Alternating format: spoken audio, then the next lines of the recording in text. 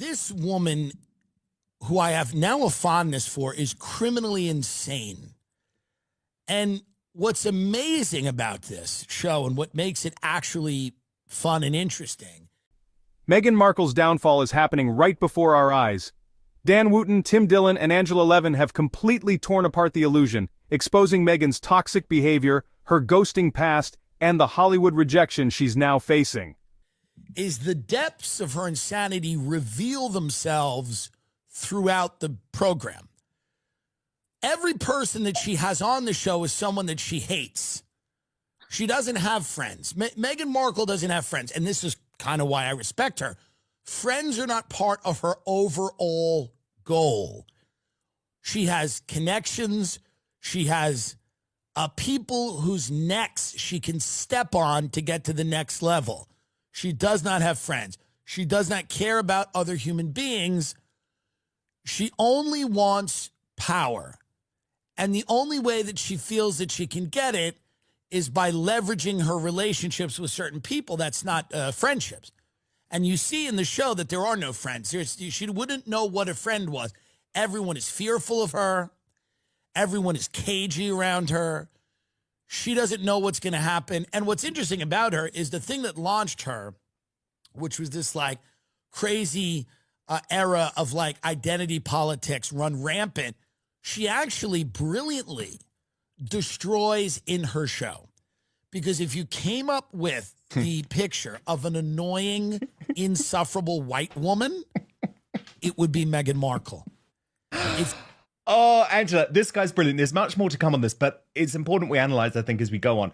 Firstly, isn't he spot on? Meghan Markle doesn't have friends. She has never had friends, because that's why she is so comfortable with ghosting folk at a moment's notice, including, by the way, people who were like her BFFs and even her blood relatives. So he's right on that.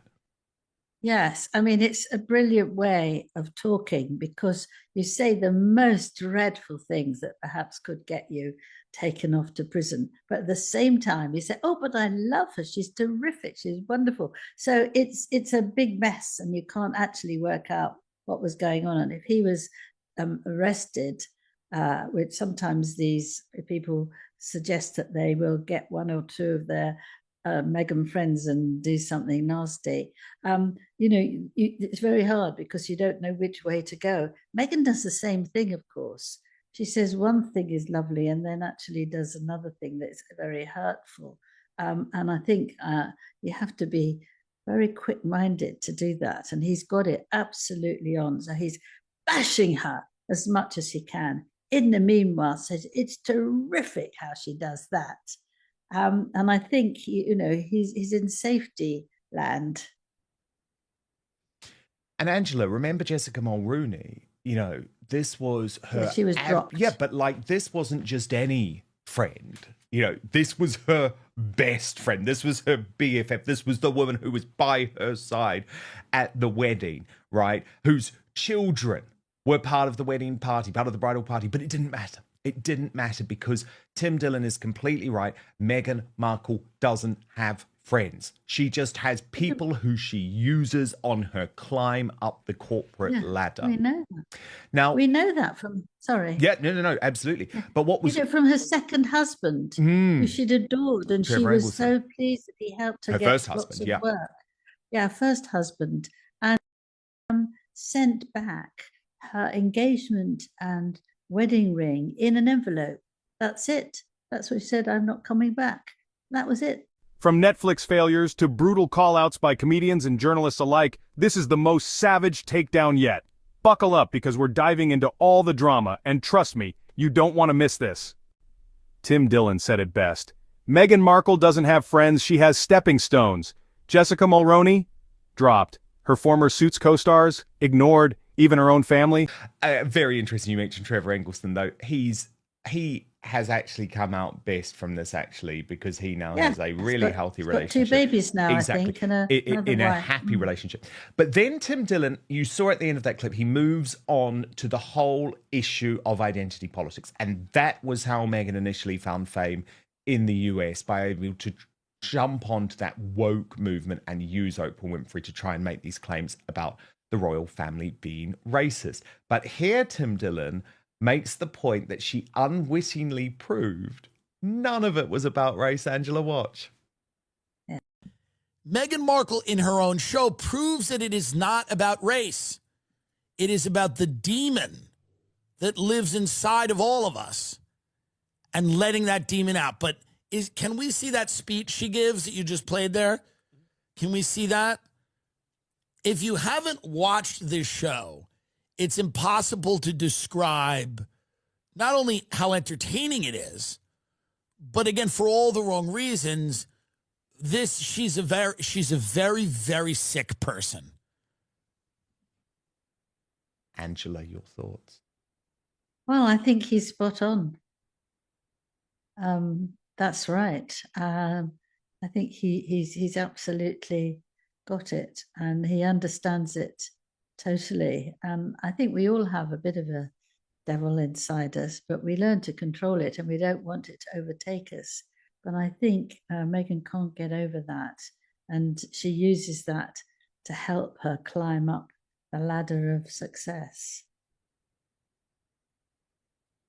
Now then, Tim Dillon quite brilliantly goes on to talking about the damage that Meghan Markle did to the monarchy. And what he does, Angela, and I love this, he juxtaposes that damage with the sort of frivolity of With Love, Meghan. Watch. I don't know where my autistic husband is. He doesn't know where he is. He's not allowed to see his family. I destroyed a monarchy so we could have a little dish, and you just take the cherry tomatoes, put them in a pan with a little garlic, and it's a family that's been around for centuries, and I destroyed it. And you want to wilt the vegetables, which is actually different than stewing them. Stewing them, they lose all of their character, but when you kind of wilt them, they're halfway between fresh and stewed. And I killed his mother, and I actually killed his father. They're both dead now. His father's not dead, but his mother is dead. His grandmother is dead because she couldn't bear to see what was happening. I also staged a chase in New York City like the one his mother had, and I've actually worn sweatshirts that his mother wore. I'm a deeply sick person, and it's just about kind of whipping up a cake, and it doesn't have to be perfect.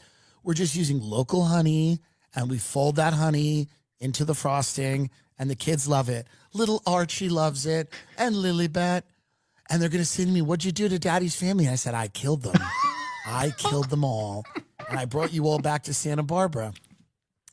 She's a sick bitch.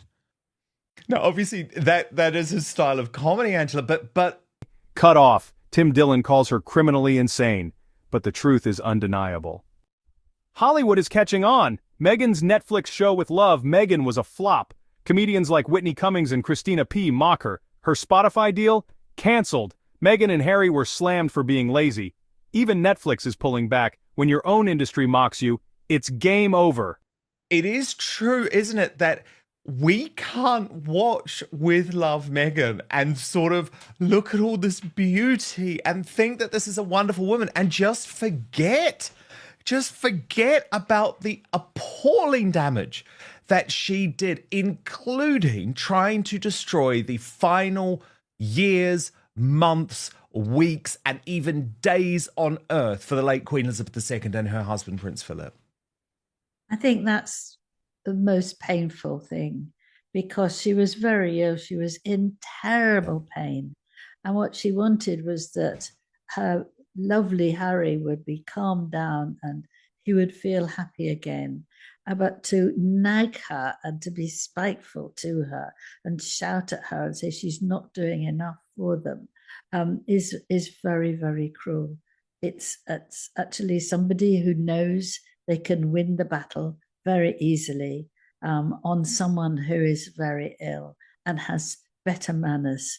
And I think that is absolutely disgusting. So, as we've talked, all the things that she's done against the most respected and delightful woman that the whole world thinks is terrific, and yet she wants to crush her and make her unhappy.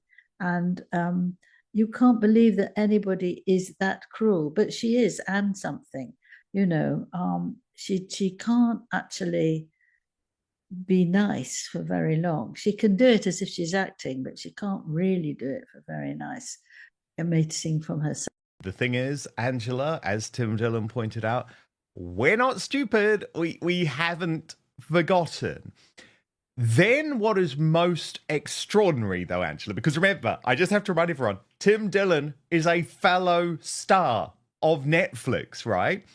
And he then makes, his special is coming up, his Netflix special is coming up, and he then makes the most extraordinary offer directly to Meghan to appear on his new Netflix show. Watch. They've already greenlit season 2 of this show. My special on Netflix will be out in April. I'm trying to get Meghan to do a promo with me. She will not, I imagine. We are out to her people. I imagine it's going to be a no, but we are offering her that opportunity to laugh at herself because, again, I like her. This is what people don't get about me. I am here to appreciate humanity in all its forms. When you start judging people and becoming a moralist, the show gets very boring. I like her. What she has done, okay? What the world she has manifested is so impressive and so off the wall and insane, you can only actually sit back and kind of be in awe of her. In awe of her. She is full of the type of hate that I find aspirational. Her hatred of other people. So Angela, it's sort of like the biggest backhanded compliment in the world. Yeah, well, it saves him, doesn't it? Because he says these things, and then he says, but she's absolutely, amazing, but she's actually very cruel. But, oh, she's delightful. I'd love to work with her. And so it's he's 10 times cleverer than her, isn't he, really? Remember Meghan's Oprah interview? The explosive racism claims? Well, guess what? Prince Harry had to walk back those accusations. Angela Levin exposed Meghan's manipulative tactics. Now King Charles and Prince William are done playing games. Meghan's influence over Harry is weakening. This might be the royal revenge no one saw coming. Let's talk about Tim Dillon's hilariously savage takedown of Meghan. He mocks her victim mentality. To be able to get through all that and make everybody listen and laugh and know exactly both what he says and what he's meaning. It's very, very clever indeed. And even for Netflix, I mean, they obviously think that they don't want to stop him, and he can't actually make them feel that they shouldn't have anything more to do with Meghan, even though that's probably likely later on in this year. And so they just let him run, and that's very stimulating for him, isn't it? He can just get it all out of him. Well, indeed, because we've also seen Christine Baranski and Whitney Cummings, other Netflix stars, make comments about With Love Meghan. So there's certainly no sense that if you're part of the Netflix fold, she is in any way off limits. Tim Dillon then really dug into the fact, Angela, and I think this is one of the biggest flaws of the Netflix show. We discussed it in our review of With Love Meghan. She just really doesn't like hanging out with the celebrities like Mindy Kaling, who she feels are very much below her. This was Tim Dillon's take on that. Because she doesn't want to have to prance around with Mindy Kaling. She wants to be much more famous than that. She wants to be much more famous than that. But the guests that she has gotten, she is unhappy with them. They walk in and she has hatred in her eyes. She goes, why do I have to do this? I'm better than this. And that's the attitude that gets you far in this business. If you can hate your circumstances enough to create new ones, you're going to do good. So I think that Meghan will actually figure out a way. She'll get the things she wants. Yes, we all hate her, but it doesn't matter. She doesn't care that we hate her. You know why? She hates us. That's why she wins. She hates us. She hates us. She thinks we're pigs. We're disgusting. We don't know how to use fucking silverware. She thinks we're all Sieg Heiling in our backyard. We're just a bunch of fat Nazis who don't know how to make a proper cupcake. Joking she destroyed a monarchy just to make a salad.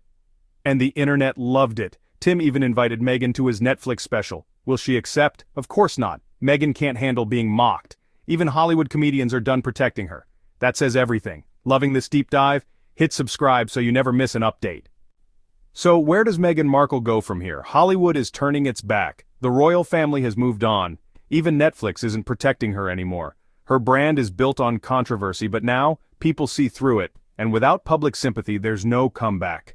What do you think? Is this the beginning of the end for Meghan Markle, or does she still have one last trick up her sleeve? Drop your thoughts in the comments below, and don't forget, if you love getting the truth behind the headlines, like, subscribe and share this video. More exposés coming soon.